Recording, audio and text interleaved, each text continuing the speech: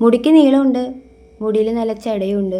പക്ഷേ ചീപ്പ് വേണമെന്ന് ഒരു നിർബന്ധമില്ല കേട്ടോ എനിക്ക് ചീപ്പില്ലെങ്കിലും തലമുടി കെട്ടാൻ വേണ്ടിയതേ ഇങ്ങനെ ഞാൻ എടുക്കും. വീട്ടിലാണെങ്കിൽ കേട്ടോ ഇങ്ങനെ ചെയ്യത്തുള്ളൂ. പുറത്തൊക്കെ ഇറങ്ങാൻ നേരത്ത് മുടി ക്ലിപ്പിട്ടൊക്കെ എന്തെങ്കിലും ലൂസായെങ്കിൽ അത് ഞാൻ അഴിക്കും കേട്ടോ. അഴിച്ചിട്ട് ജസ്റ്റ് മുകളിൽ കൂടെ തടയി കൊടുത്തിട്ട് ആ ക്ലിപ്പ് വീണ്ടും എടുത്തിടും.